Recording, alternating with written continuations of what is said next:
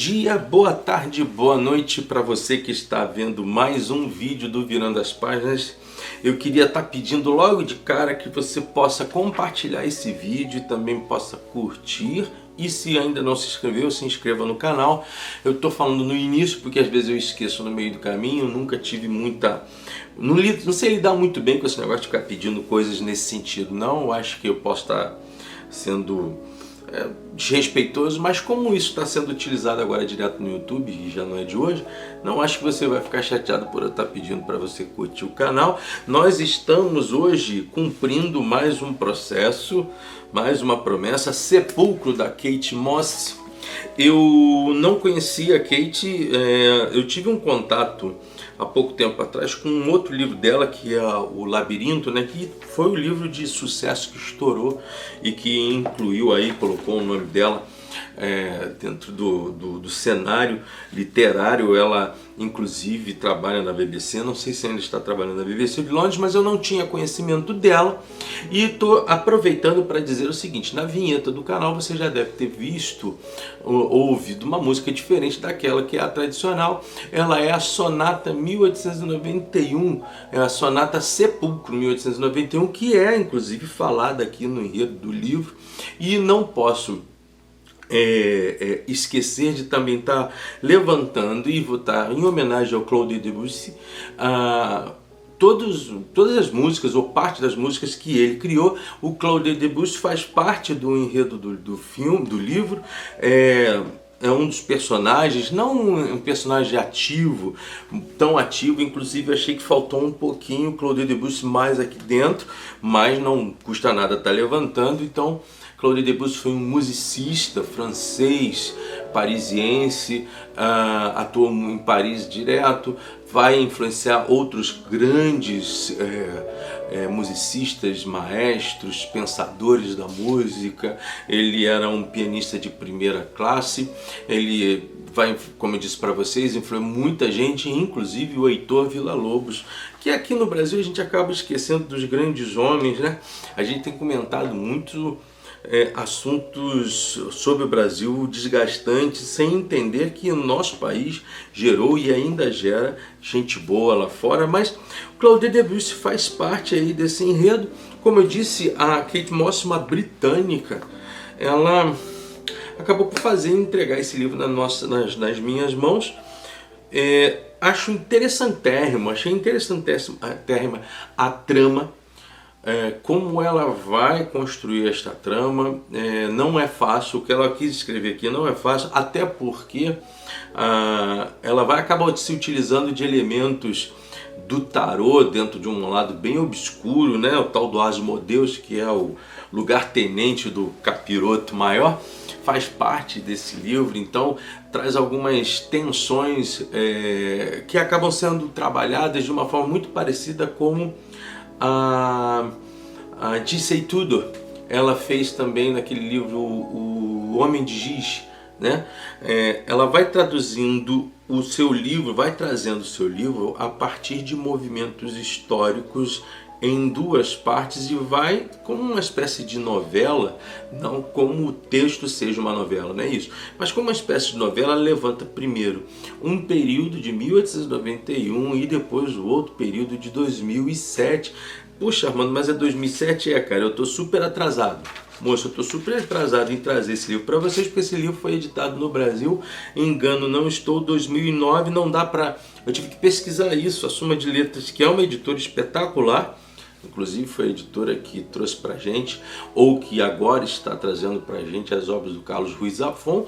Ela não me colocou aqui quem era o tradutor e nem mesmo qual a data de edição aqui no Brasil. Só pude descobrir isso porque eu fui lá catar como um cara teimoso e acabei tendo mais ou menos os detalhes desse livro em mãos.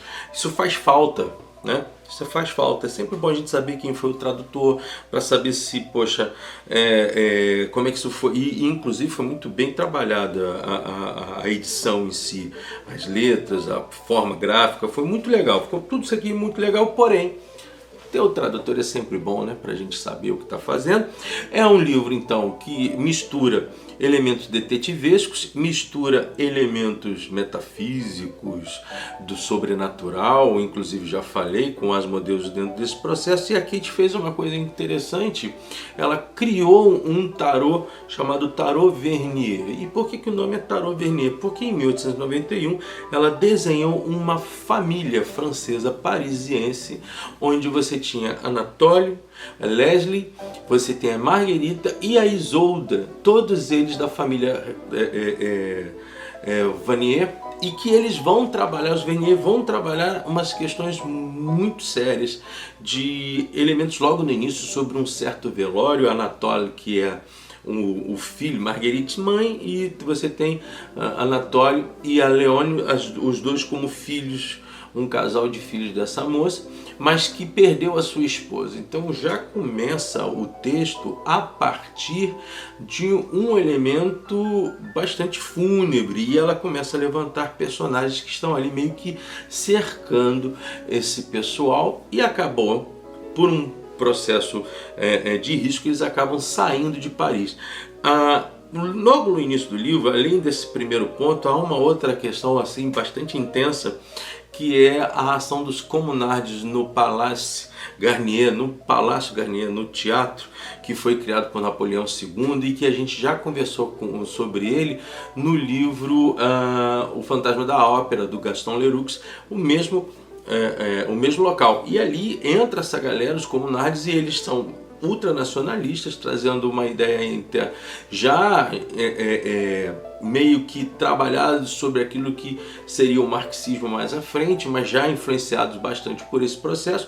E ultranacionalista, eles estavam, tanto a Anatole quanto a Leone, estavam vendo uma peça de Wagner. Então tem uma certa confusão, eles conseguem escapar de toda aquela confusão, e aí, diante de um certo risco que a Leone, que é uma menina de 17 anos, ainda não sabe, eles acabam tendo que fugir ou que sair de Paris, deixam a sua mãe lá para ir para Herdade Decade, que é um casarão, é um verdadeiro palacete em nome da sua mãe, né, da família deles, da família Vernier. E eles vão se encontrar com Isolda, que é a esposa, a viúva do tio deles mesmo.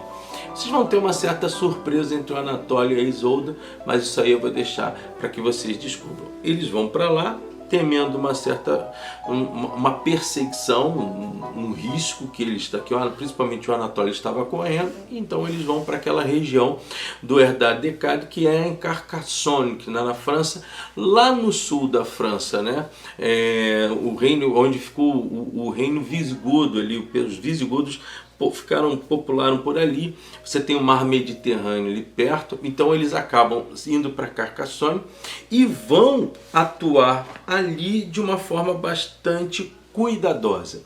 Qual é o eixo nesse processo? E aí chega essa ideia do tarô. O tarô é um certo conector entre esse primeiro pessoal que está lá em 1891 e a galera que vem para 2017, tendo uma americana, Meredith Martin. Ela vai tentar trabalhar justamente uma pesquisa sobre Claudette Debussy, porque ele é, de certa forma, um contraparente dela. Ela quer saber as raízes da família dela. Ela perdeu a mãe de uma forma bastante esquisita, então ela acaba indo para esta mesma região para tentar descobrir ali um traçado verdadeiro das raízes dela, e ela acaba entrando nesta trama de um século.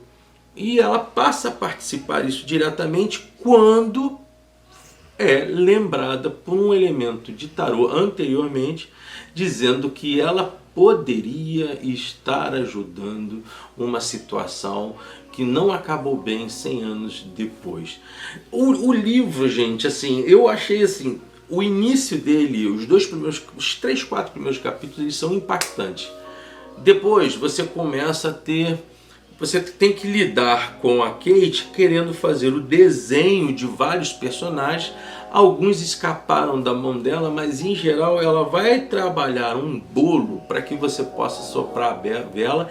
E o final do livro é muito legal, com alguns esquemas que você precisa estar compreendendo, porque ela vai trabalhar dualidades. Você tem um vilão no século XIX, que é o Victor Constantine, mas também você vai ter um vilão no século XXI, em 2007, que é o Julian Lawrence, né? O Julian Lawrence é tio do Hal Lawrence, que vai ser algum cara que vai ter um certo flerte com a Meredith. O Hal é um inglês, o Julian também é um inglês, mas que acabaram por comprar a herdade Deckard, e ali começam a trabalhar todas essas questões. Essa região é uma região do tempo medieval, então de vez em quando a Kate vai lançar de alguns argumentos, tanto para explicar elementos espirituais, quanto para explicar elementos históricos, e mesmo dar uma introdução para que haja uma linkagem no que tange ao tarô. Ela lembra um pouquinho o Dan Brown, em alguns momentos, mas ela é melhor do que o Dan Brown. Eu pessoalmente não gosto dos livros do Dan Brown, acho que os filmes são melhores do que os livros, e o Código da Vinci, gente, tem um monte de erro que o Dan Brown inseriu ali, e eu não estou nem falando sobre um aspecto de fé, estou falando sobre o aspecto de arqueologia e de história. Ele forçou algumas coisas, mas de vez em quando você começa a ter na sua mão, né, a perceber que o escrito da Kate é muito parecido em alguns momentos ao do Dan Brown, só que muito melhor. O que a gente pode então traduzir desse processo todo? O que aconteceu no século XIX com esta família vai ter que se revelar no século XXI. E aí há um capítulo que eu acho impressionante, que é quando a Meredith tem um encontro com a Leone, que são as duas personagens femininas principais. E o que eu sinto no livro, como é trabalhado, como ele é descrito pela Kate, é que ela faz uma proporção equilibrada de personagens que estão no século XIX e personagens que estão no século XX, XXI. Então, se ela tem ali um casal de irmãos, ela vai ter aqui um casal de enamorados. Se existe um enamoramento acidental do Anatoly com a Isolda, também vai ter um enamoramento circunstancial entre a Meredith e também o Hal. O que eu acho de preciso no livro, e o que ele me trouxe assim uma certa alegria em estar lendo, eu diria assim, de 1 a 10 esse livro, eu não gosto de estar trabalhando esse tipo de ideia não, mas de 1 a 10, quanto você daria para esse livro? Daria um 8. Daria um 8. Eu até, olha só, o livro ele me convenceu inclusive a poder ler o Labirinto, né? A região que acaba se tornando o hotel Herdade Deckard é a René-les-Bains, que é aquela regiãozinha que fica ali periférica à região do Carcone, que é uma cidade medieval perto do mar, que recebe muitos turistas das cidades da França e da própria Europa, mas que também se encontra ali um sepulcro. Este sepulcro esconde segredos de acontecimentos ocorridos no século XIX com a família Vernier. É um livro que segue com mortes, com assassinatos, com mistérios, com sobrenatural e com diabolices. Então, em algum momento você vai se ver falando com o próprio capeta. Gente, um livro legal, você consegue ler bem ele, mas eu acredito que seria muito mais interessante que você começasse lá pelo Labirinto, não fizesse como eu fiz. O Labirinto é uma obra muito maior do que essa, e apesar de dizerem que é uma trilogia, você consegue ler o Sepulcro sem precisar do Labirinto, porque o Sepulcro se utiliza de alguns personagens do Labirinto. Por que eu estou falando isso? Porque eu procurei saber e entender, porque eu ia comentando um grande erro, começar pelo segundo livro quando deixei o primeiro, mas não tem problema nenhum não. Pretendo inclusive estar lendo Assim que puder, eu pretendo estar lendo com vocês o Labirinto também, mas vamos dar uma esperada, porque eu tenho um livro agora pesadão para estar lendo. Cadê ela? Para semana que vem a gente vai estar lendo, vai estar conversando essa gracinha aqui, ó. O Morro dos Ventos Uivantes, da nossa querida Emily Brontë. Vou ler ele de novo, gente. Para mim vai ser uma pancada, mas a gente vai levando. É um livro muito pesado para mim. Sepulcro, um livro legal para você estar lendo. Queria mais uma vez dizer, participa com a gente, curta o canal, se inscreva nele, compartilha. Tem coisa beça para a gente estar conversando, tem literatura beça para a gente estar debatendo. Estou gravando esse áudio já na madrugada, mas quero dizer, é um livro, se você me perguntar, dá para virar filme? Dá para virar filme, mas bem melhor se ele ficar como uma boa série para aproveitar um número muito grande de personagens. Não bateu o recorde do Carlos Ruiz Zafón, não tem 36 personagens aqui, mas tem um número muito interessante de personagens com vidas sendo destacadas, cada uma à sua forma. Não achei e não tenho visto romances similares à escrita do Carlos Ruiz Zafón nos últimos, comparando sim, obviamente, os autores desse nosso período aí. Carlos Ruiz Zafón, para mim, tem sido ou foi o melhor nos últimos anos que eu li, que são Gerações Valores de agora. Mas Sepulcro eu indico, da Suma das Letras, vale a pena. Curte o canal, participa conosco, como eu sempre digo, supere-se, aprenda mais. Ler é bom. Virando as páginas, semana que vem, Emily Brontë, e na outra semana eu pretendo ensinar ou tentar te ajudar a ler livros muito grandes. Eles não mordem, eles te ajudam. Até lá, gente, no TikTok, Facebook, Instagram, procura a gente por lá. Tudo bem? Até mais.